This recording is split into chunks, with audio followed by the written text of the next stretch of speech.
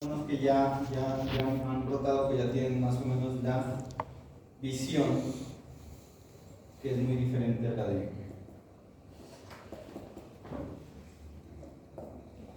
Entonces a mí lo que me interesa es que tengan bases fuertes para tratar a esos pacientes, porque al fin y al cabo quienes los van a tratar son ustedes. ¿Listo? Bueno, entonces, cuando hablamos de enfermedad tiroidea, la más frecuente son la etiología autoinmune, tanto para hipo como para hiper. Hipotiroidismo, Hashimoto, hipertiroidismo, enfermedad de Graves. Recuerden, una glándula, más o menos 20 a 30 gramos, tiene dos lóbulos, incluso hay un tercer lóbulo que es el lóbulo piramidal, que generalmente también está en menos porcentaje, hasta un 5%, pero generalmente son dos lóbulos y un istmo. Posterior están las glándulas paratiroides. Hay tres abordajes, que es para evaluar directamente lo que es la glándula, y una tercera maniobra que es para ver si hay compromiso endotorácico. Entonces, la maniobra de Craig y la maniobra de Lacey son anteriores. ¿Cuál es la diferencia? Que la una es con una mano y la otra es bimanual. La más sensible y la que tiene más especificidad es la maniobra de Kerbein. Y la maniobra de Marañón, siempre y cuando sospechemos o tengamos sospecha de un bocio endotorácico. ¿Sí? ¿Cómo sospechamos? Un bocio grande que comprometa síntomas respiratorios, dificultad respiratoria. Lo que uno hace es decirle que eleva las manos, eleve la cabeza y va a tener una plétora facial o disnea. ¿Listo? Entonces, generalmente, ¿qué hacemos? Nos colocamos detrás del paciente, cartílago cricoides, 2 centímetros por abajo, a los lados, y le decimos que dé glúteo. ¿Listo? Entonces, para que ustedes entiendan por qué se van a desarrollar enfermedad de Hashimoto o enfermedad de Graves, es netamente algo genético. ¿Listo? Nosotros tenemos polimorfismos que causan alteraciones genéticas, pero hay genes que pueden combinar o pueden ser factor de riesgo para una u otra enfermedad. ¿Cuáles son los más frecuentes? Las alteraciones a nivel del complejo mayor de histocompatibilidad tipo 1 y tipo 2, el CTLA4, el PTPN22, el FOXP3. Entonces, si nosotros tenemos estas alteraciones genéticas, podemos desarrollar una u otra enfermedad. ¿Por qué se desarrolla? Vamos a ver que hay algo que se llama el FAS, y dependiendo de la concentración de FAS que tengamos, puede desarrollar o no. Hay alteraciones genéticas propias, es decir, si yo tengo una alteración genética en el cromosoma 12q que es de la tiroglobulina, pues me va a dar enfermedad de Hashimoto. O si tengo una alteración genética en el receptor de la TSH, pues me va a dar una enfermedad de Graves. Pero la mayor parte lo que hace es compartir genes. Se hagan de cuenta que el 80% de la etiología es genético y el 20% es epigenético. O sea, ya viene lo que es otros factores: tabaquismo, infecciones virales, la misma edad. Entonces, cuando hablamos del equilibrio, vamos a hablar de la tolerancia inmunológica. ¿Sí? ¿Qué es la tolerancia inmunológica? Pues que a pesar de que están esos genes presentes, no se desarrolla una enfermedad. Pero esa tolerancia inmunológica se puede ver perdida o afectada por ¿qué? La edad, ¿sí? Infecciones virales, medicamento, trauma, estrés, ¿sí? Entonces, cuando esa tolerancia inmunológica se pierde, ¿qué va a pasar? Ya tenemos esa predisposición genética y hay estos factores epigenéticos, se va a alterar esa tolerancia inmunológica, entonces se activan una serie de epítopes anormales. Al activarse estos epítopes anormales, hay mayor influjo de las células presentadoras de antígeno. Entonces va a haber una expansión clonal, ¿sí?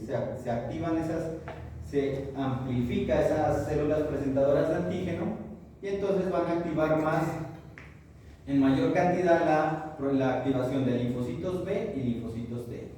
Cuando hay mayor actividad de los linfocitos B, hay mayor producción de anticuerpos, y cuando hay mayor actividad de linfocitos T, hay mayor toxicidad y mayor apoptosis. ¿Listo? Entonces, ¿qué va a pasar? Y esta es la razón por la que les explicaba por qué unos se van para enfermedad de Hashimoto y otros a enfermedad de Graves.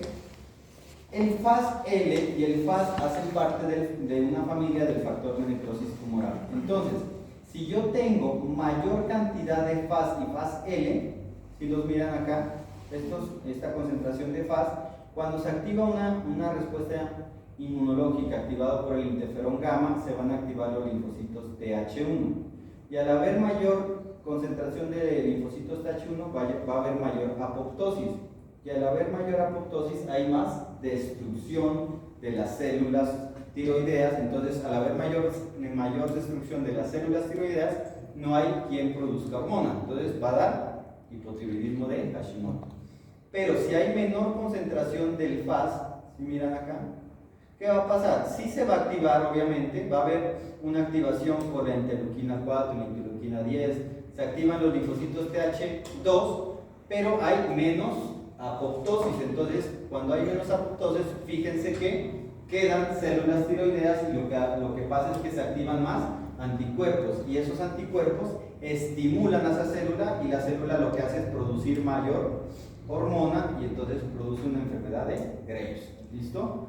Entonces, en resumen, tenemos la predisposición genética, tenemos factores ambientales o epigenéticos, el yodo, el selenio, el estrés, medicamentos, factores endógenos que no podemos modificar, el género femenino, la edad, la menopausia. Entonces, cuando se relacionan estos, pues se va a activar la enfermedad autoinmune. Y entonces, dependiendo de lo que les hablaba, puede presentar la célula presentadora de antígeno, que sea la peroxidasa o la tiroglobulina.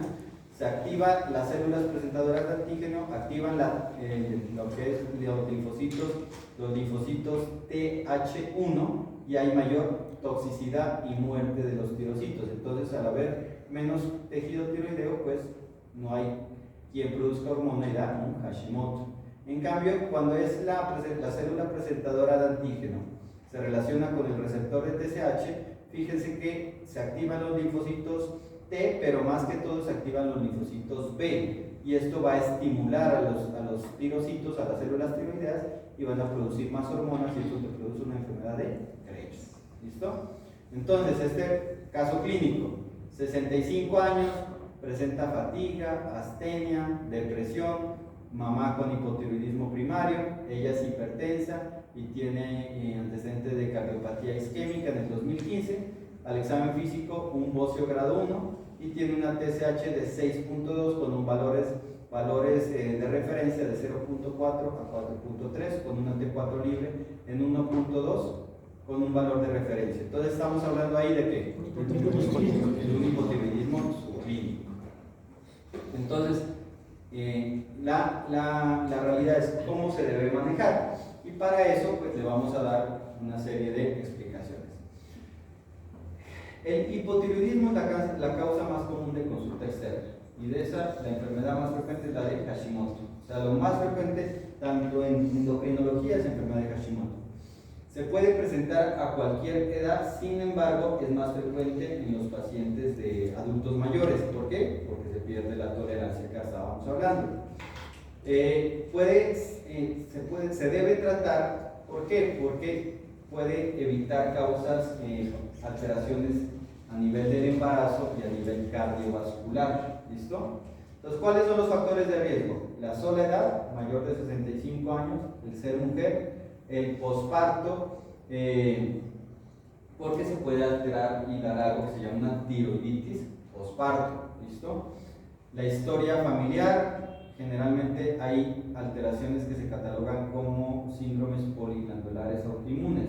Entonces hay diferentes tipos de síndromes poliglandulares. Están el tipo 1, el tipo 2, el tipo 3 y el tipo 4.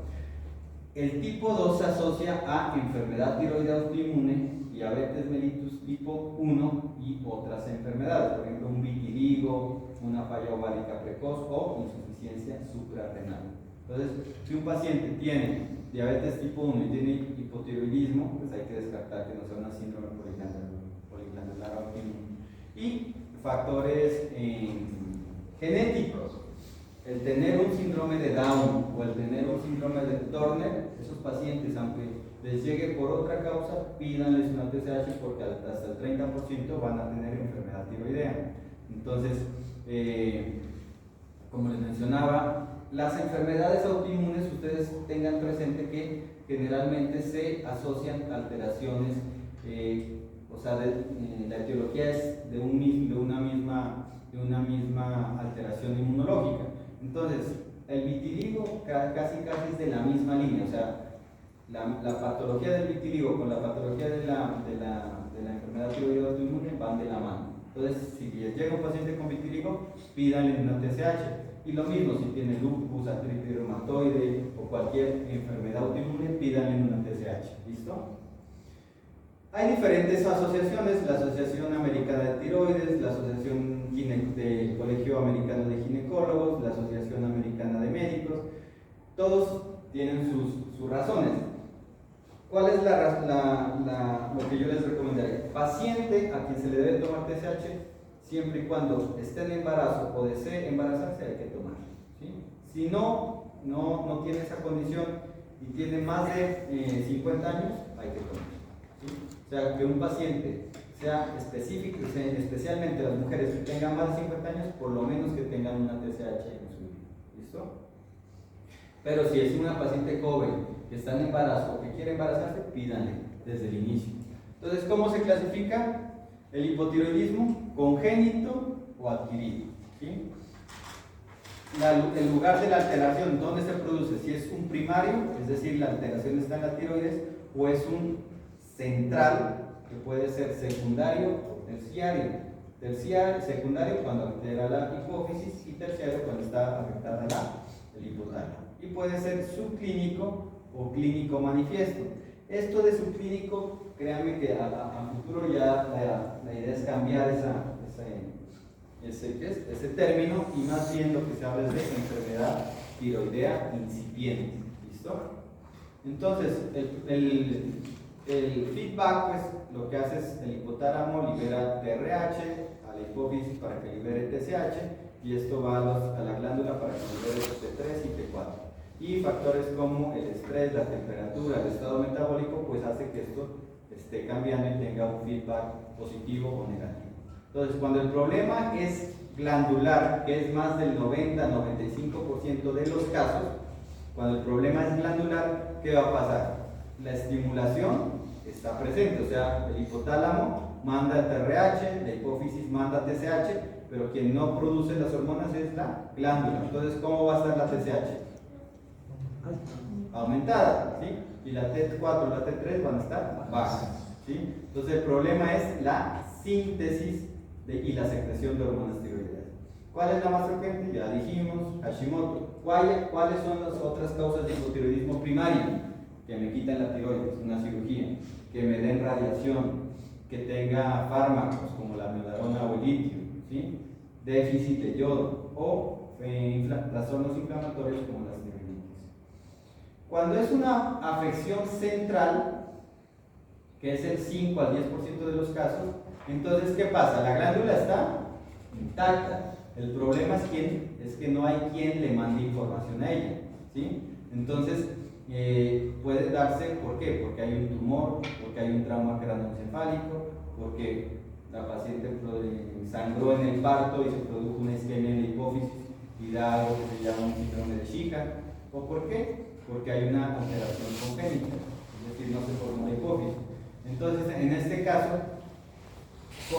¿qué va a pasar? Que no hay una secreción de la TSH, no hay una estimulación, y si no hay eso, pues no hay una síntesis. ¿Listo?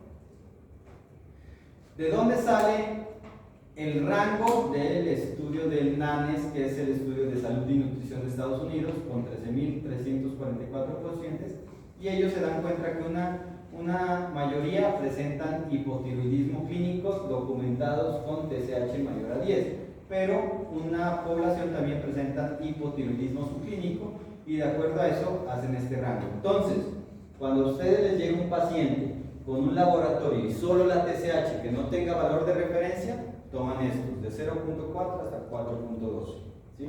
Pero si el paciente les llega con la TSH y al ladito dice valor de referencia del laboratorio, se basan en ese valor de referencia. ¿Listo? Entonces, las manifestaciones pueden ser cardiovasculares. ¿Qué va a presentar? Bradicardia, hipertensión diastólica, poca tolerancia al ejercicio. A nivel metabólico va a haber disminución del consumo de oxígeno, alteración de la lipoproteinlipasa, y entonces ¿qué va a pasar? Mayor hipercolesterolemia e hipertrigliceridemia. Pueden presentar hiponatremia. A nivel de la piel y las panelas, ¿qué van a presentar? Aumento en los niveles de carotenos, entonces son las manos amarillas, que se llama hipercarotenemia. Piel seca, que se llama xerodermia. El sistema nervioso, pues somnolencia, lentitud, trastornos de la memoria, depresión respiratoria, hipercapnia, hipoventilación, dolores musculares. A nivel reproductivo, oligomenorrea o trastornos de la fertilidad, más para la mujer. Entonces, esos pacientes que tengan trastornos de la fertilidad, ¿por qué? Porque tienen abortos recurrentes o porque no se pueden embarazar, hay que pedirle pruebas de función tiroidea. Cuando nosotros tenemos escalas clínicas, están dos, que es la escala de Zulewski y la escala de Bilewicz, ¿sí? La más sensible y específica es la escala de Zulewski. Entonces, ¿qué nos dice la escala de Zulewski? Dan unos síntomas y unos signos. Síntomas: que tenga disminución de la sudoración, ronquera, parestesias, piel seca, estreñimiento, pérdida de la audición, aumento de peso. Signos: que tenga piel, lo que hay aquí es piel fría o piel grasa, lo que hay es hinchazón o edema, movimientos lentos. Entonces uno le da puntaje. Si es mayor a 5, hablas de un hipotiroidismo. Si es entre 2 y 5, sospecha de hipotiroidismo. Y si es menor de 2, pues lo más probable es que no tenga hipotiroidismo. Pero en hipotiroidismo sí tienen que basarse mucho en los niveles de TSH y T4 libre. ¿Por qué? Porque ustedes no pueden solo decir por esto ya tiene hipotiroidismo y le voy a indicar tratamiento. No. ¿Sí? A diferencia del hipertiroidismo, que ustedes con una escala, que es la escala de Weiss, sí pueden decir tiene tirotoxicosis y tiene la fase de un paciente con hipertiroidismo, empiezo el tratamiento. ¿Listo? Entonces, el ultrasonido no lo pidan como rutina, ¿sí? No lo pidan como rutina. La ecografía, ¿en quién lo van a pedir? En el paciente que tenga enfermedad nodular, que tenga bocio o que ustedes sospechen de una tiroiditis. Del resto no se debe pedir como rutina. ¿Listo? Entonces, ¿qué tenemos aquí? Pedimos una TSH. Si la TSH me sale alta y la T4 libre me sale baja, es un hipotiroidismo primario, ¿sí? Si la TSH sale alta y la T4 libre sale normal, es un hipotiroidismo subclínico. Y si todo sale alto, es un hipertiroidismo secundario. Entonces, no solo para esta glándula, sino para el resto, siempre acuérdense de cuando es glandular es igual, cuando es glandular es opuesto, ¿sí? Entonces, cuando el problema es la glándula, por ejemplo, la TSH va a estar alta y la T4 libre baja.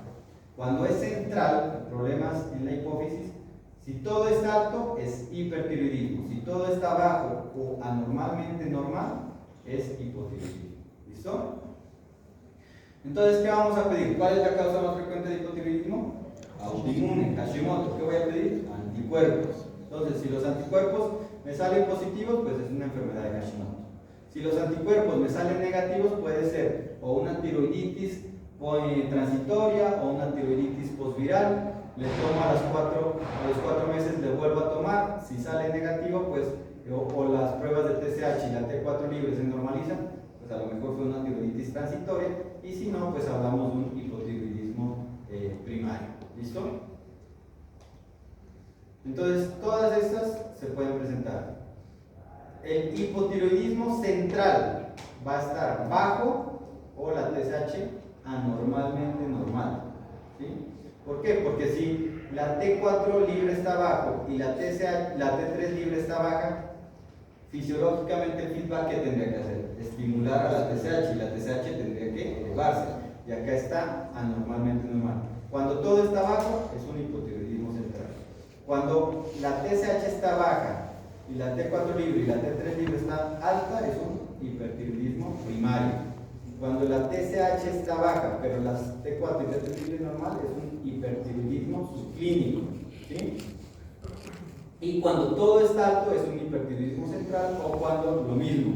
Si la T4 libre y la T3 libre están altas, la TSH como debería estar fisiológicamente, baja. Entonces, si está anormalmente normal, es un hipertiroidismo central. Entonces, el hipotiroidismo subclínico sí es importante. ¿Por qué? Porque generalmente, anteriormente no lo tratábamos, pero ¿qué nos dimos cuenta con el transcurso de estos años? Que puede complicar enfermedades y tener un riesgo cardiovascular mayor. Entonces, pregunta, y siempre les he dicho en las preguntas de examen, ¿cuáles las indicaciones? Embarazo, trastornos de fertilidad, patologías cardiovasculares, infarto, falla cardíaca, paciente con dislipidemia de difícil control. Entonces tú le dices a un paciente, cuídese la alimentación, le da estatinas, el paciente, doctor, yo estoy cuidando y no baja, es mejor darles tratamiento. Pero si no tiene ninguna de las condiciones que les menciono, pues no hay que darle tratamiento, hay que evaluar. ¿Listo? Pedimos anticuerpos. Si el paciente tiene una TSH normal y tiene anticuerpos peroxidasa negativos, yo tengo un 4% de que a futuro me dé hipotiroidismo. ¿Por qué? Por la misma edad. Si yo tengo anticuerpos positivos, pero la TSH es normal, me puede dar hasta un 27% el riesgo de incrementar. Pero si yo tengo una TSH elevada, ¿sí? Y tengo anticuerpos positivos, miren, más del 50% se va a desarrollar la enfermedad. ¿Listo? ¿Qué pasa con la triiodotironina? Si ustedes recuerdan, la T3 tiene un efecto de vasodilatación, va a producir disminución de la resistencia vascular sistémica, hay una disminución de la presión diastólica, de la poscarga, hay un efecto cronotrópico, ionotrópico y de alguna manera incrementa el gasto cardíaco. Entonces, si la T3 está baja, ¿qué va a haber? Vasoconstricción. Hay un aumento de la resistencia vascular y por eso hay una hipertensión diastólica, a diferencia del hipertiroidismo, que hay una hipertensión sistólica. Si hay pérdida del efecto cronotrópico y ionotrópico, ¿cómo va a estar? Bradicárdico. Entonces el hipotiroideo es bradicárdico y generalmente hay una disminución del gasto cardíaco. Por eso los pacientes que debutan en urgencias con falla cardíaca de nuevo o porque se exacerbó un síndrome de falla cardíaca, hay que pedirles niveles de TSH. ¿Listo? Entonces miren, el hipotiroidismo subclínico es un factor independiente, es un factor de riesgo independiente para aterosclerosis y cardiopatía isquémica, ¿sí? Esos son diferentes cortes, edad promedio, ¿sí? Y lo que se observa aquí es mujeres y mujeres con aterosclerosis, mujeres con cardiopatía isquémica y de estas pacientes que tienen alteración del hipotiroidismo subclínico. ¿Sí? Pacientes con hipotiroidismo subclínico, fíjense que de alguna manera incrementa el riesgo de aterosclerosis e infarto del miocardio. ¿Sí? Más en mujeres. Entonces, si tiene ya una paciente, si ustedes dicen, es una paciente que ya se infartó y fuera de eso les llega con un hipotiroidismo subclínico, hay que tratarlo. ¿Listo? Lo mismo, miren, síndrome coronario agudo, mayor factor de riesgo, con una P estadísticamente significativa en pacientes con hipotiroidismo subclínico. ¿Listo? Entonces, conclusión, el hipotiroidismo subclínico está asociado a mayor riesgo de enfermedad cardiovascular aterosclerótica, especialmente cuando la TSH es mayor a 10. Entonces, bueno, el tamizaje, pacientes con fibrilación auricular, falla cardíaca, cardiopatía dilatada. Hay causas que aumentan la TSH, pero no es un hipotiroidismo subclínico, es decir, alteración en los niveles de los laboratorios que no sean confiables. Los adultos mayores de 65 años, la TSH puede llegar hasta 6.5 y ser normal. ¿Listo? La obesidad, ¿sí? ustedes que les llega un paciente obeso con TSH de 6, de 6.5, es que la tiroides me tiene gorda, eso no es verdad. Que la tiene gorda es la tragoides, yo le digo, ¿no? En todos los estudios, más de 1000 pacientes que se les haya adjudicado el incremento de peso a la tiroides son 4 a 5 kilos. Cuando llegan pasados más de 20 kilos, no le echen la culpa a la tiroides, ¿no? Entonces, ¿en quiénes yo les recomendaría tratar obesidad e hipotiroidismo subclínico? Generalmente en los pacientes que tienen TSH mayores a 7. ¿Sí? ¿Por qué? Porque va a generar un metabolismo lento, entonces les va a condicionar que vaya a ser más difícil la reducción de peso. Pero si están entre 4.2 y 7, eso no es por la tiroides. ¿Listo? Hay alteración de la función renal. La función renal es bidireccional, o sea, la falla renal o la enfermedad renal altera la tiroides, así como la tiroides altera la enfermedad renal. ¿Listo? Entonces, fácil, si yo tengo un hipotiroidismo subclínico, ¿qué voy a mirar? Si tiene bocio, si tiene síntomas, si tiene patología cardiovascular, si está en embarazo, si tiene problemas de fertilidad, si es diabético, etc. Si tiene todo esto, pues inicio un tratamiento. Si no tiene nada de esto, puedo repetir. ¿Listo? Entonces, miren, ¿qué nos dicen aquí este artículo que es del 2008, pero es bien bonito? Si la TSH está entre 4.5 y 6.9, recomiendan no tratarla. Si está en más de 7, inicien tratamiento. Pero si está entre 4.5 y 6.9 y tiene factores de riesgo, embarazo, bocio o todo lo que hablábamos, es mejor iniciar. ¿Listo? El secundario, pues ya les menciono: trauma craneoencefálico, tumor, cirugía, radioterapia. ¿Cómo vamos a tener? ¿Todo bajo o una TSH normal y la T4 libre baja? ¿Listo? ¿Qué vamos a pedir? Si estamos sospechando que es algo central, pues un estudio de imagen, una resonancia. ¿Sí? Si la resonancia, yo tengo una masa, pues esa es la causa. Si la resonancia sale normal, pues ahí ya tengo que ver otra serie de alteraciones.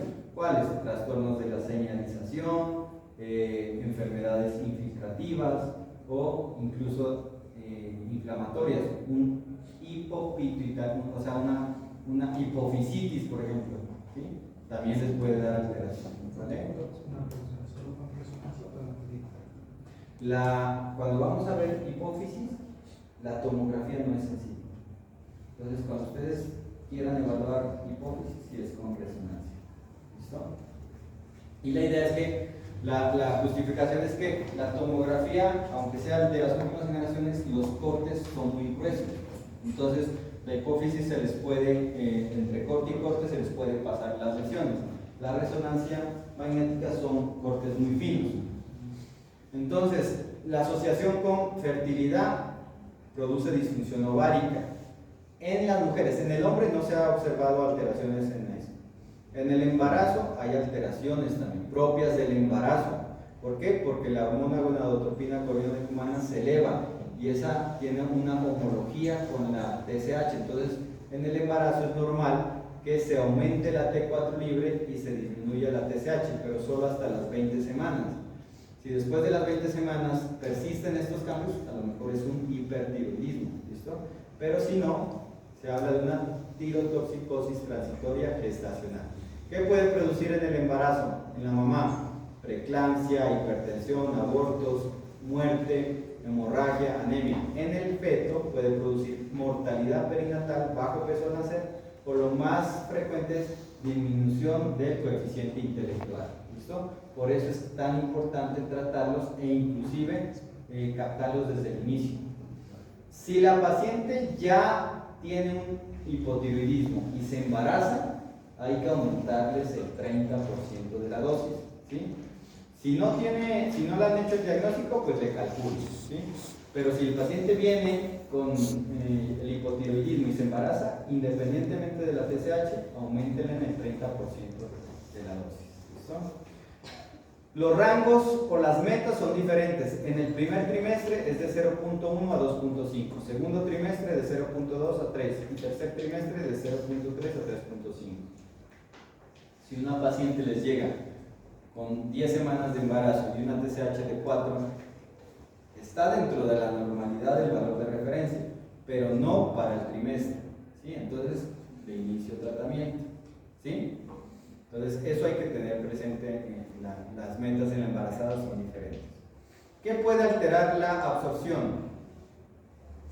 Carbonato de calcio, los antiácidos, lo que es el sucralfato, inhibidor de la bomba de protones.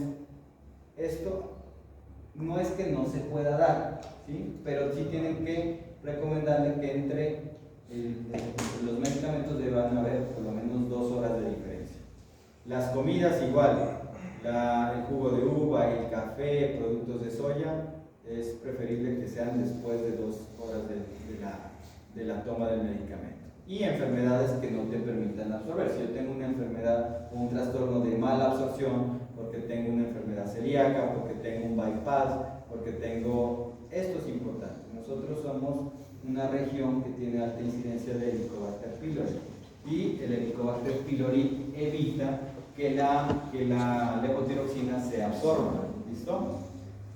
Con dosis tenemos todas estas dosis: 25, 50, 75, 88, incluso está de 62 también, 100, 112. Todas estas están disponibles, ¿sí? Entonces, cuando ustedes hagan un cálculo de la dosis y el paciente tenga la opción de comprar, es mejor que se apegue a la dosis exacta. Ustedes van a observar, es que tómesela 100 de lunes a sábado, tome 50 de lunes a viernes y 100 sábados y domingo. Más o menos nosotros jugamos a eso para o llegar a una dosis de estas. ¿Pero por qué? Porque a veces las EPS no les entregan dosis aceptada. ¿Listo? Entonces, hoy, por ejemplo, hoy hicimos el ejercicio, un paciente le tocaba, siendo sinceros, 88. Pero si yo le doy 100 de lunes a sábado, ¿sí? Y lo divido, o sea, serían 600. Si la divido entre 7 días, más o menos les da 85. Entonces, por eso es que uno le dice, tómela de lunes a sábado, porque es más fácil que le entreguen una de 100 a que le entreguen una dosis de 88. Pero es por eso. Pero si yo dijera al paciente, no, yo tengo la capacidad de comprarlo, compre la de 88. ¿Listo? Lo de la Helicobacter pylori sí es importante porque generalmente la dosis que ustedes van a indicar en el paciente es de 1.6, más o menos 2 microgramos por kilogramo de peso al día. Eso es lo más frecuente.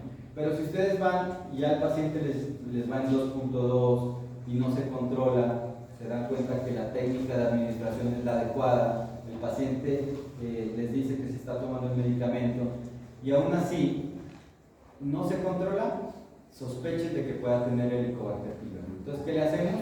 Una endoscopía, que le hagan patología o algo que se llama una prueba de aliento para Helicobacter pylori. Entonces, miren, aquí son pacientes que tenían dosis altas, 2.16, les documentan Helicobacter, les dan tratamiento y miren que de 2.16 se baja a 1.5. ¿Por qué? Porque el Helicobacter no permite absorber. Entonces, siempre que ustedes hagan el cálculo, traten de acercarse a la dosis más cercana. Es decir, por ejemplo, este ejemplo. El paciente pesa 83, le vamos a empezar a 1.6, le da 132. De 132 a 125 serían 8, en cambio de 132 a 137 serían 5. Entonces yo me acerco a la dosis de 135. ¿Sí? O sea, dependiendo de eso, ustedes se acercan a la que más cerca le quede. ¿Ok? Siempre vigilen que no nos estemos pasando la dosis, ¿sí? Porque si ustedes le dan dosis altas de levotiroxina y la TSH se baja, miren esto: pacientes en un estudio de Framingham que tengan TSH menores a 0.1 se incrementó 3 veces el riesgo de fibrilación auricular, más frecuente en pacientes mayores de 60 años. Y eso es frecuente, eso no es... Hoy llega un paciente, tiene un problema de una radiculopatía, lo iban a operar, le toman la TSH, le salen 11, el médico no se... Creería yo que indicó 25 y se le fue 125. Entonces le hizo una fibrilación auricular, cayó en urgencias y me lo mandaron. Entonces, siempre tengan presente eso. Bueno, entonces, ¿en dónde se absorbe? En el yeyuno, en el ilio. Yeyuno e ilio. Entonces, si ustedes le dan el medicamento y el paciente come rápidamente, en menos de 30 minutos, hasta un 40% de esa dosis se pierde. ¿Listo? Por eso es que uno le dice, tiene que ser en ayunas, 45 minutos o 1 hora antes. O puede ser 3 horas o más después de la cena, o también puede ser, dependiendo, si es un paciente que tenga trastornos neurológicos, parálisis cerebral, trastornos neurodegenerativos, uso de gastrostomía, que es difícil, la vida media de la levotiroxina son 7 días, son 6.7, 7 días.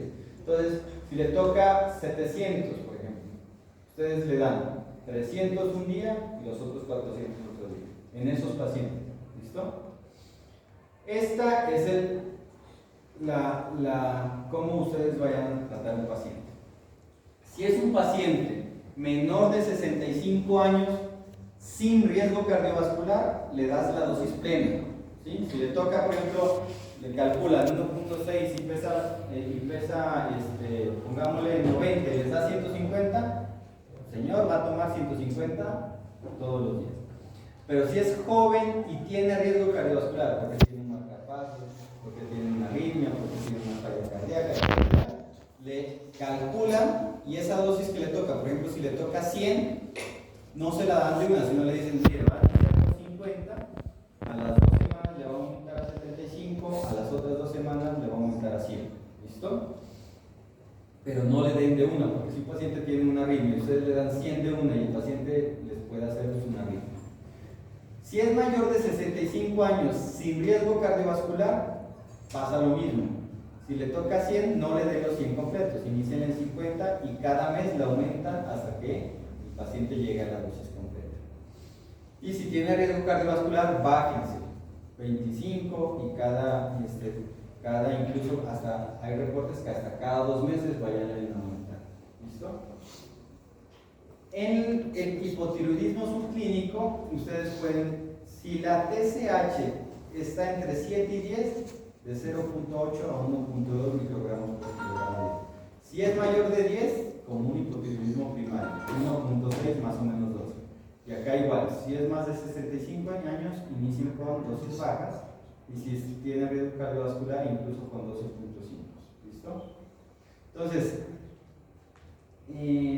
la Asociación Americana de Tiroides recomienda realizar pruebas de función tiroidea a mayores de 35 años y cada 5 años en personas con factores de riesgo. El hipotiroidismo subclínico se asocia a síndrome metabólico, enfermedad cardiovascular, particularmente con niveles mayores a 7, es empezar tratamiento. ¿Sí? Pacientes con dislipidemia de difícil control y subclínico, hay que dar tratamiento. Pacientes que tengan alteraciones en la gestación, hay que dar tratamiento. Entonces, siempre yo les pongo esta pintura porque fuera que es una de las más estudiadas en el campo de la medicina, ustedes pueden tener un paciente que a lo mejor la que posó para esta pintura tiene factores de riesgo. Miren, si ustedes miran, observan, son detallistas, tienen pérdida del tercio distal de la ceja, que eso se llama madarosis, es muy frecuente en el hipotiroidismo. Tienen una mirada que no demuestra ni alegría, ¿sí? Entonces y tienen fuera de eso un bocio, ¿sí? Manos edematosas. Entonces a lo mejor esta paciente tenía un hipotiroidismo. ¿Listo? Entonces, quiero bajar de peso, doctor, ¿es la tiroides? No. ¿Sí? Eso es que le está echando a todo eso. El hipertiroidismo es la otra enfermedad tiroidea frecuente.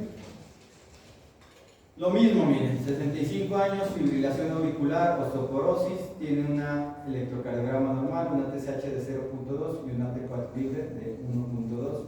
Entonces es un hipertiroidismo. ¿Listo? ¿Cómo se debe manejar? Recuerden, tirotoxicosis, hipertiroidismo y tormenta tiroidea.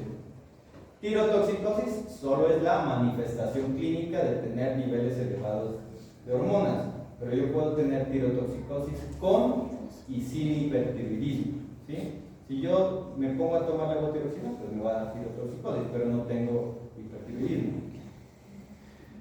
El hipertiroidismo es una enfermedad que lo que hace es incrementar la síntesis y secreción de hormonas tiroideas, ¿listo? Y puede ser glandular o extra tiroidea o puede ser extratiroidea. Y la tormenta tiroidea es la manifestación clínica más severa del hipertiroidismo. Eso es las tres definiciones. Cuando hablamos de hipertiroidismo tenemos tres enfermedades intratiroideas: un bocio tóxico difuso que se llama la enfermedad de Graves, un bocio multinodular tóxico o una enfermedad de Plummer que es un adenoma tóxico. Pero también puedo tener enfermedades extratiroideas que me pueden dar hipertiroidismo: el tirotropinoma, la enfermedad trofoblástica gestacional, el estroma ovárico o cáncer o incluso linfoma también. ¿Listo? La enfermedad de Graves es la más frecuente, 50 a 80% de las causas de tirotoxicosis. Se presenta en menores de 40 años, es más frecuente en mujeres que en hombres. Por cada una hombre hay 10 mujeres enfermas. El pico de la edad en la tercera o cuarta década de la vida es más frecuente en gemelos, la raza blanca es mayor que en afroamericanos y más del 80%, incluso más del 95%, podría decir, que van a tener anticuerpos contra el receptor de TSH. ¿Listo? ¿Qué va a activar esa enfermedad de Graves? El estrés, porque va a haber una hiperactividad simpática. Hipertiroidismo se desarrolla más en épocas de verano. El hipotiroidismo se puede exacerbar más en épocas de invierno. ¿Listo? El microquimerismo, que es el paso de células tanto del bebé a la mamá como de la mamá al bebé, entonces se puede alterar el sistema inmunológico, el tabaquismo, el género femenino, periodo posparto, uso de medicamentos, pues alteran ese sistema inmunológico de los que hablamos y pues de alguna manera incrementa la síntesis de hormonas tiroideas. ¿Listo? El adenoma tóxico y la enfermedad multinodular tienen la misma etiología, son unas mutaciones en el receptor de la TSH con una mutación de la proteína GS-alfa. ¿Listo? Y generalmente se dan más frecuente en zonas donde hay deficiencia de yodo. Después de la enfermedad de Graves, la más frecuente es el bocio nodular tóxico. ¿Qué me orienta? La sola edad. La enfermedad nodular es más frecuente en adultos mayores. La enfermedad de Graves es más en adultos jóvenes. ¿Listo? Y estos generan síntomas obstructivos. ¿Qué otra característica clínica? Que la enfermedad de Graves produce orbitopatía, ¿sí? En cambio, el bocio multinodular y el adenoma es muy poco frecuente que afecte los ojos. ¿Listo? Entonces, cada vez que ustedes vayan a evaluar una tiroides, ¿qué van a evaluar? Una, si tiene bocio. Bocio grado 1, no lo veo, solo lo palpo. Bocio grado 2, lo veo a una distancia menor a 1 metro. Y bocio grado 3, lo veo a distancias mayores. Si sopla o no sopla. ¿Por qué? ¿Qué me habla de un soplo? Que tiene mayor vascularidad. ¿Sí? Si tiene nódulos, ¿cómo está la consistencia? No es lo mismo una consistencia dura, como piedra, que se activa de manera pétrea, que puede ser o un cáncer o una tiroiditis fibrosa, que se llama la tiroiditis de Rieder. O si tiene hipersensibilidad. Si es una tiroides dolorosa, hay que descartar que no sea una tiroiditis. ¿Sí? Y si es indolora, pues hay otras etiologías. La tirotoxicosis en el joven y en el anciano son diferentes. El joven, ¿qué les va a producir? Mayor signos y síntomas por mayor actividad simpático-minérgica. Entonces, ¿qué va a presentar? Palpitaciones, temblor, ansiedad, nerviosismo, pero no desencadenan tanta fibrilación auricular. En cambio, en el anciano, fíjense que sí debutan más con fibrilación auricular, pero estos no tienen tanto síntomas. Incluso hay algo que se llama la apatía tirotóxica, que es el paciente letárgico, que se torna de mal genio, empieza a perder peso, a hablar incoherencias.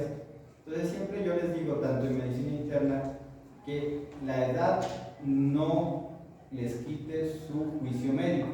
Ah, no, es que es porque está viejito. No. Ustedes hagan exámenes. Si ustedes descartan que sea algo orgánico, ahí le pueden echar la culpa a la misma edad. Y eso es para cualquier diagnóstico psiquiátrico, ¿sí? Si es un paciente que llega por depresión, tome el examen, ¿sí? O sea, las enfermedades psiquiátricas son enfermedades de exclusión, cuando ustedes hayan descartado cualquier organicidad. ¿Listo? Entonces, aquí está la escala de Wayne, ¿sí? Entonces, esta escala de Wayne es para ver si hay tirotoxicosis. También hay diferentes puntajes, signos y síntomas. Síntomas, que tenga disnea, palpitaciones, cansancio, pérdida, preferencia por el calor, preferencia por el frío, cambios en el peso, si tiene el apetito disminuido o aumentado. Signos, si la tiroides es palpable, si tiene soplo, si tiene isostalmos, si tiene hipertenesia o manos calientes, la frecuencia cardíaca o si tiene fibrilación auricular. Si eso les da más de 19 puntos, es una tirotoxicosis. Si está entre 11 y 19, es sospecha de tirotoxicosis. Y si les da menos de 11, pues no tiene tirotoxicosis. ¿Listo? Y esta es la escala de Burch y Wartowski. Esta escala es para tormenta tiroidea. El paciente que ya les llega a urgencias o a su consulta con hipotiroidismo, la TSH suprimida y francos signos porque llegaron con hipertermia o fiebre, temperaturas mayores, efectos del sistema nervioso central, con agitación, incluso delirio, psicosis, porque tienen disfunción gastrointestinal, diarrea, náuseas, vómitos, dolor abdominal, ictericia, taquicardia, falla cardíaca, fibrilación y desencadenantes. Desencadenante, cualquier evento que no sea lo normal. Un embarazo es un desencadenante, un resfriado es un desencadenante, una cirugía es un desencadenante. ¿Listo? Si esto me da más de 45 puntos, es una tormenta tiroidea. ¿Dónde la tengo que manejar? En terapia intensiva. Si me da entre 25 y 44 puntos, es un riesgo inminente. Tengo que hospitalizarlo y preferiblemente en unidades de cuidados intermedios. Y si es menos de 25 puntos, incluso lo puedo manejar ambulatoriamente. ¿Listo? La disfunción orbitaria es importante, ¿por qué? Porque si yo tengo actividad ocular, no puedo dar tratamiento para la tiroides con yodo. Entonces tengo que tratarlo primero y después dar una opción terapéutica definitiva. Hay scores para actividad y hay scores para severidad. Entonces, para actividad, dolor retrovulvar, eritema en los párpados, eritema en la conjuntiva, edema de los párpados. Si esto me da más de 3, ya es activo. Y la severidad depende de esta otra, que es la clasificación de la Asociación Americana de Tiroides, que se llama el NOSPEC. Grado 0 no tiene signos, no tiene síntomas. Grado 1 solo signos, grado 2 solo síntomas. 3 es exoftalmos. 4 es diplopía, 5 afección corneal y 6 pérdida incluso de la visión. Entonces está el famoso signo de la Coca-Cola. Los músculos, el grosor de los músculos generalmente es menor a 4 milímetros.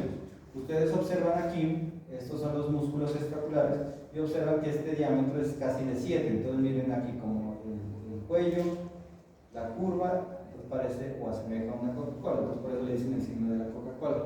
¿Listo? Hipertiroidismo, ¿cómo voy a encontrar? Una TSH baja y una T4 libre alta. Entonces es un hipertiroidismo primario. Si la TSH está baja y la T4 libre está normal, es un hipertiroidismo subclínico. Y si todo está alto o está la TSH normal y la T4 libre y la T3 libre están altas, es un hipertiroidismo central. Entonces, lo del embarazo ya les mencioné. ¿Qué voy a pedir en el hipertiroidismo? Una gamografía. Entonces, cuando a ustedes les llegue un paciente con nódulo tiroideo, ¿qué es lo primero que tienen que pedir? TSH. ¿Sí?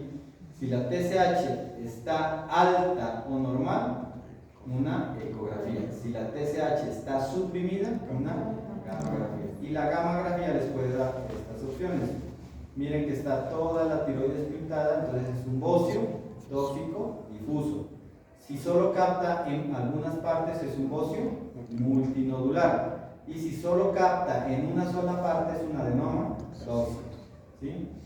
Entonces miren aquí, esto es un bocio, generalmente de aquí hasta acá es el istmo mide normalmente 2 milímetros, de aquí por lo menos debe medir casi 7 milímetros. Muy vascularizada, el pico sistólico de la arteria tiroidea está elevado, entonces esto es una enfermedad de Graves. ¿Qué otras opciones me orientan en los paraclínicos a que sea una enfermedad de Graves? Cuando la relación de la T3 total y la T4 total es mayor a 20, tú puedes hablar de enfermedad de Graves. ¿Listo?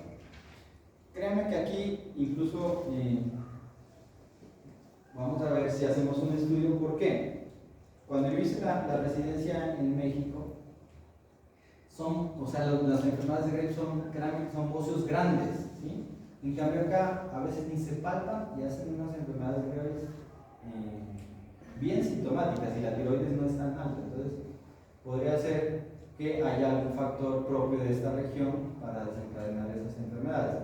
En la costa igual, en la costa son nódulos o son bocios y uno sabe, pero acá son pacientes que tienen la tiroides pequeña y hacen enfermedad de Graves. ¿Listo? Entonces la tiroglobulina va a estar elevada en todo, ¿sí?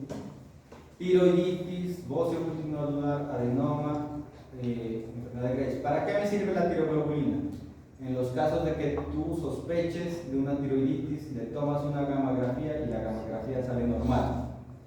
Entonces ahí te pido una tiroglobulina. Si la tiroglobulina me sale alta, es una tiroiditis. Si la tiroglobulina me sale baja, es porque el paciente está tomando hormonas tiroideas. Y eso es frecuente porque esto lo observa más en la parte psiquiátrica. A veces pacientes que tienen trastornos de la alimentación y quieren bajar de peso, empiezan a tomar levotiroxina. ¿Listo? La captación del radiofármaco en la gamografía, si es más de 20, te habla de hipertiroidismo de Graves y los anticuerpos contra el receptor de TSH. Esto es la síntesis de las hormonas tiroideas y eso se lo tienen que saber de memoria. El yoduro ingresa a través de la dieta y pasa a la tiroides a través del zinc transportador sodio-yodo. Entonces ingresa una de sodio y ingresa el yoduro.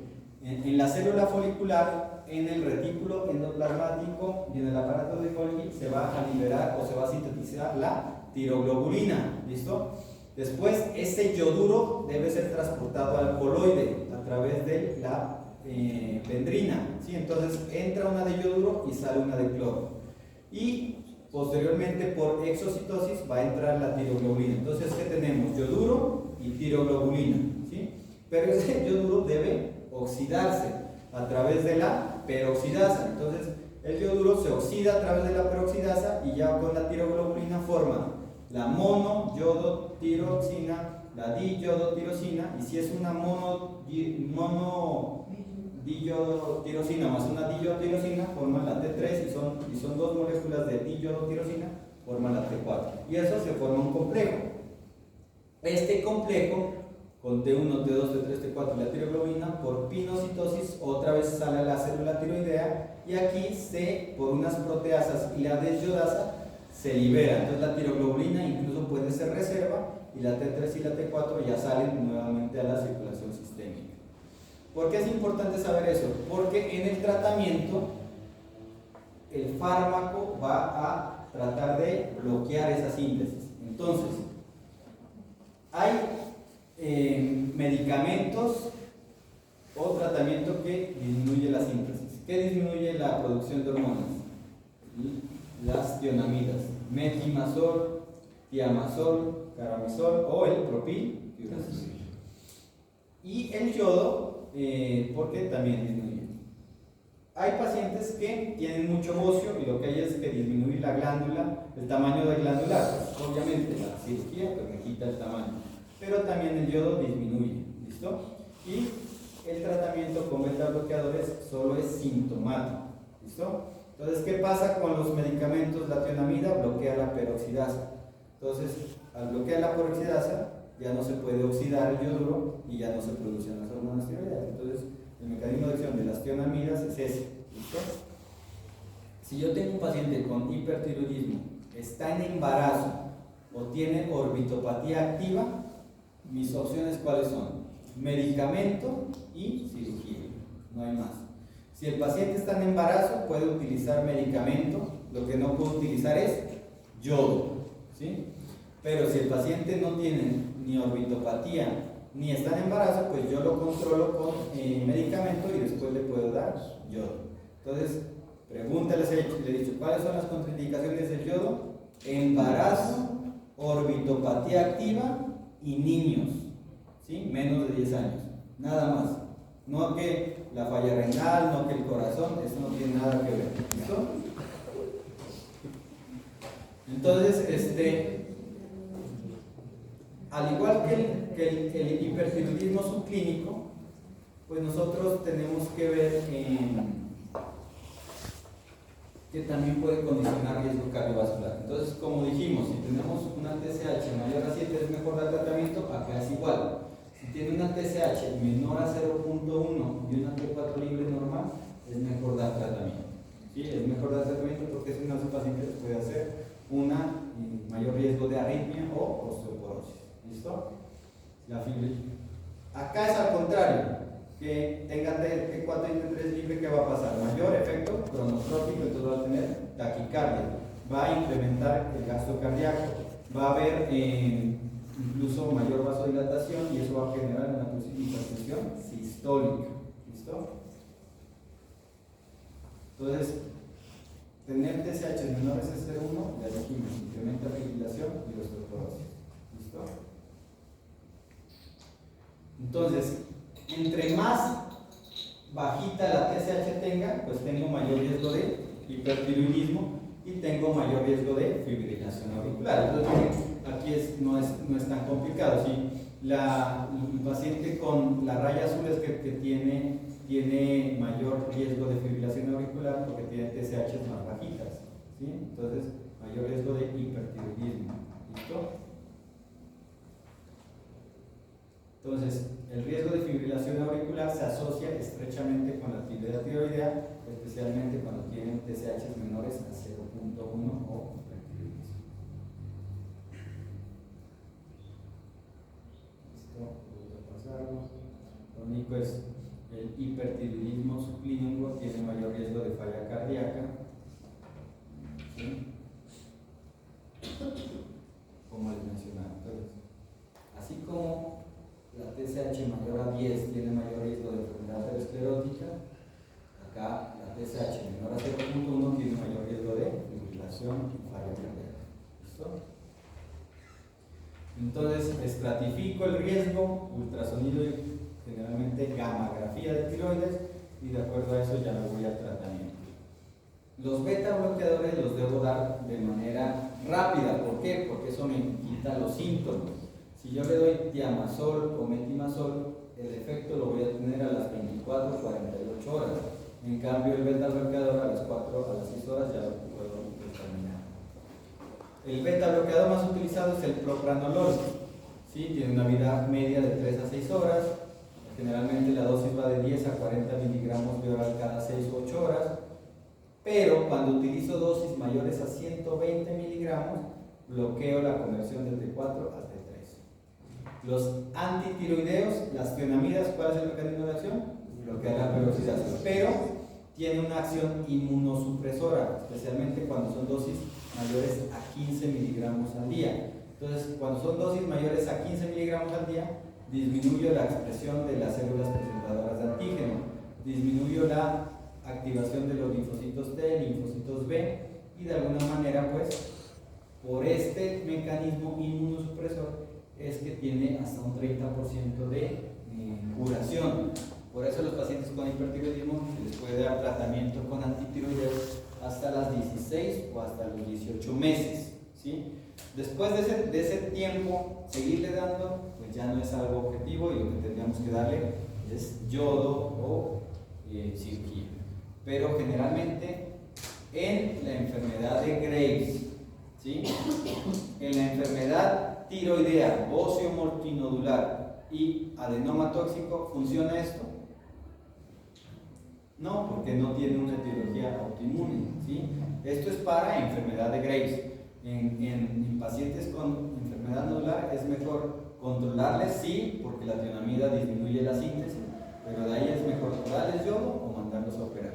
En ellos, en los de la enfermedad de Graves, sí se puede dar un tiempo porque hasta un 30% se cura.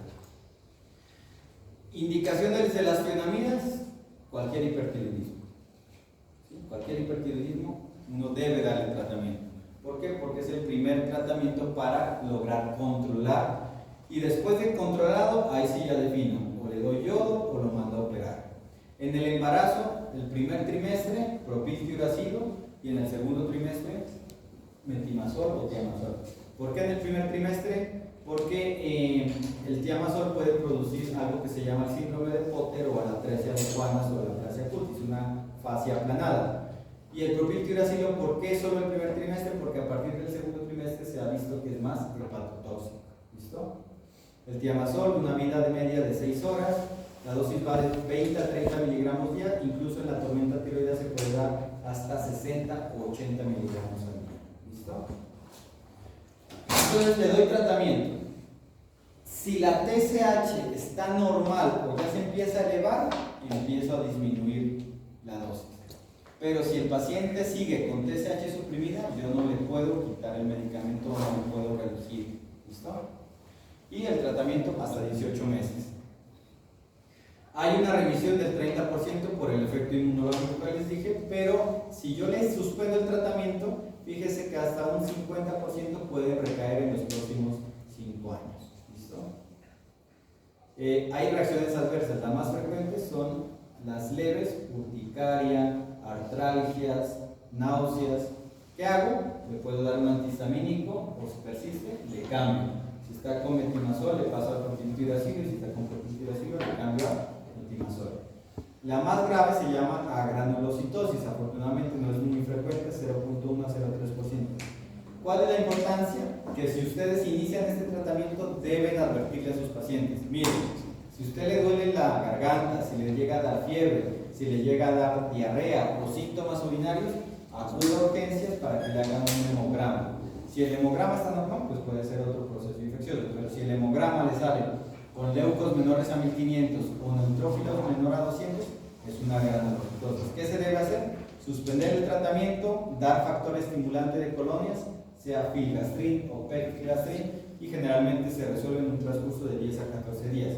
¿Qué es lo que pasa aquí? Que como es una agranulocitosis, se pueden sobreinfectar. ¿Listo? Entonces, por eso los pacientes deben estar hospitalizados. La cirugía: ¿en quién voy a mandarlo? Señor, usted tiene hipertiroidismo y hay que operarlo. Cuando son bocios muy grandes, bocios grado 3 o que tengan más de 80 gramos de peso, es mejor operarlos. Cuando la gamografía no solamente le sale hipertiroidismo, sino que le sale con un nódulo hipocaptante sospechoso, es mejor operarlo. Cuando tiene hiperparatiroidismo o cuando quiere embarazarse de manera pronta, menos de 6 meses, es mejor operarlo. O cuando tiene actividad ocular, ¿sí? Es mejor darle tratamiento o cirugía. ¿El yodo qué va a producir? Pues muerte celular. Entonces, al haber necrosis y apoptosis, hay disminución del tamaño también. ¿Listo? Esto solo es cómo funciona, pues va a producir lesión y muerte celular. Se puede dar en niños mayores de 10 años, en embarazo está contraindicado y en la lactancia está contraindicado. ¿Listo? La dosis de cuánto yodo le debo dar, eso lo maneja el médico nuclear. Solo les quiero mostrar que hay unas diferentes fórmulas, pero eso no nos interesa porque quien le da es el médico nuclear. ¿Cuál es lo importante? Que antes de darle el yodo, una semana antes debo suspender el tratamiento. Porque si ustedes le dan yodo y el paciente está tomando metimazol, pues no va a dejar absorber. Entonces no hay una adecuada respuesta. Y cuando hay el yodo, hay un efecto que se llama el efecto de Jod-Basedow, que es un hipertiroidismo. Y después ya viene el efecto de Bolshevkov, que es el hipotiroidismo. ¿Listo? Si yo le doy yodo, la mujer debe esperar mínimo 1 año, o lo ideal 1 año y medio, para embarazarse, porque si lo hace antes tiene mayor riesgo de malformaciones. Por eso es que hay unas mujeres que se quieren embarazar pronto dicen: no, me operen. Seguimiento a los 3 meses, a los 6 meses, incluso hasta el año. El mayor efecto del yodo se observa a los 3 meses, pero hasta el año ustedes pueden observar. ¿Por qué les digo eso? Porque solo el 20% pueden curarse, es decir, quedan sin medicamento, quedan eutiroideos. El 80% tiene riesgo de pasar al hipotiroidismo post-shock. Entonces, por eso es que hay que estarle haciendo tratamiento. El hipertiroidismo, ¿en quién debemos tratar? Generalmente personas con TSH menores a 0.1. ¿Listo? Las conclusiones: falla cardíaca y fibrilación se aumentan con hipertiroidismo. Valorar riesgo cardiovascular y iniciar tratamiento, pero siempre buscando la etiología. Si es enfermedad autoinmune, enfermedad de Graves, puedo darle hasta los 18 meses. Si es enfermedad nodular, es mejor controlarlos y definir un tratamiento, ya sea yodo o sea cirugía. ¿Listo? ¿Cuándo deben referir ustedes al endocrinólogo? Cuando sean niños o bebés, cuando el paciente es difícil de mantenerlo tiroideo, cuando están en embarazo, cuando tienen problemas de fertilidad, cuando tienen falla cardíaca, cuando tienen bocio o nódulos sospechosos de malignidad, o cuando tienen enfermedades endocrinas asociadas, por ejemplo síndrome poliglandular, en eso. Pero si les llega un paciente con bocio, le hacen la TSH está normal y la T4 libre está normal, no lo manden, pues vigílenlo, ¿sí? No tiene nada que ver. Si es un nódulo y ustedes sospechan que es maligno, ahí mándenlo, si no, tampoco, ¿sí? Porque a veces llegan eso, bocio difuso, hipotiroidismo, valoración por endocrinología, ¿no? Eso es porque el médico que la refiere es porque no sabe. ¿Dudas, preguntas que tengan de trastornos tiroideos? El hipotiroidismo, si vamos, ya se sabe que hay que es por una tiroiditis, ¿se trata? ¿Cómo así? O sea, digamos, hay un hipotiroidismo no primario ni secundario, sino solo, digamos, por una alteración, digamos, estructural. ¿Se trata o se grave? Ya entendí. Si es una tiroiditis, la tiroiditis tiene 3 fases. Una fase hipertiroidea, que dura de 3 a 6 semanas, una fase hipotiroidea, que también dura 3 a 6 semanas, y la mayor parte se resuelve. Pero si después de 6 meses o de 3 a 6 meses el paciente te sigue con una TSH alta, pues porque es un hipotiroidismo post-tiroiditis, entonces se debe tratar. Pero cuando está en la fase es mejor observar. ¿Qué les damos a veces? Selenio, se les puede dar, porque de alguna manera modulan la respuesta inmunológica. ¿Cómo sospechas una tiroiditis? El paciente que tiene TSH generalmente bajita, se hace un examen de control y le sale alta, o sea, es variado, y que no tenga otros, la T4 generalmente se mantiene normal, en esos pacientes debe sospechar. O que tenga, por ejemplo, dolor o una infección viral 3 semanas antes, está hablando de tiroiditis. Pero la fase hipotiroidea no se trata. Se trata del hipotiroidismo post-tiroiditis, que generalmente es pacientes que más de 3 a 6 meses persisten con TSHs elevadas